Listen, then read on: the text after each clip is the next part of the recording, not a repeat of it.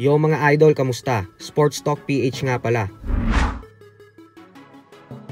Ang update sa laban ni Donaire, pag-usapan natin yan mga idol.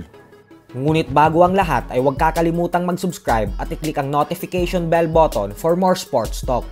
So matapos nga pong dumating sa bansang Japan kahapon ang ating pambato na si Pinoy boxing legend, former 4 division champion Nonito Donaire Jr.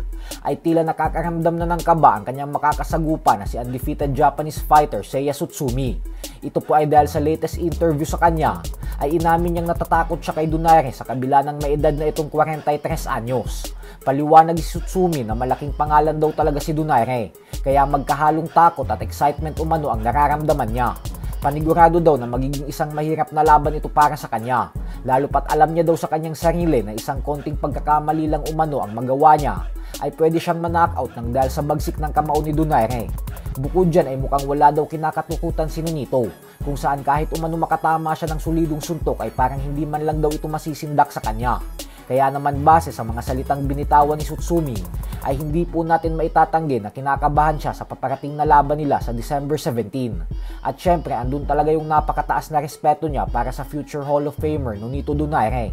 Pero ganun pa man nga po ay inaasahan naman na lalabas bilang heavy underdog si Donaire dahil sa kanyang matandang edad kumpara kay Tsutsumi na may napakabatang edad pa lamang na 29 anyos. Tapos may napakalinis pang record na 12 wins with 8 knockouts at walang talo. Kasama na dyan ang pagwasak niya sa former WBA Bantamweight Champion Takuma Inoue nitong nakalipas na taon lamang. Kaya mas mabigat na hamon po talaga ito para sa The Filipino Flash. Sa kabilang banda naman mga idol ay kung atin nga pong matatandaan ay pagkatapos mauwi sa tabla ang resulta ng bakbakan sa pagitan ni Pitbull Isaac Cruz at Lamonte Roach Jr. ay nagkasundo ang dalawa na magtuo sa isang rematch, kung saan sinabi pa ni Pitbull na hindi daw siya kagaya kay Gervonta Tank Davis na naduwag na makipag-rematch sa kanilang dalawa ni Roach.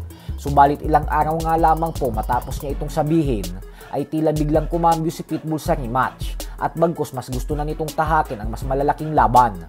Paliwanag ni Pitbull na kontento na daw siya sa ipinakita niyang performance kontra kay Roach. Pero sa kasamaang palad umano ay hindi niya na ito lalabanan pa ulit sa ikalawang pagkakataon kasi naipakita niya na daw ang kanyang kakayahan dito. Ang gusto niya na daw labanan ngayon ay yung mga fighters na hindi tumatakbo at bagkus handang makipagpalitan ng mga suntok sa kanya sa gitna ng lona para magbigay ng maaksyon na laban para sa mga fight fans. At yan umano ay sila Ryan Garcia, Tank Davis at Subriel Matias. Habang ang MP Promotions President naman na si Sean Gibbons ay sinabing base umano sa injury na iniinda ngayon ni Roach ay ang siyang dahilan kung bakit malabong magtuos ulit ang dalawa para sa susunod na laban ni Pitbull. Wala din umano siyang pakialam sa mga naging score ng hurado dahil alam niya daw na si Pitbull talaga ang nagtagumpay sa bakbakan ng dalawa. So hanggang dito na lang po muna tayo mga idol.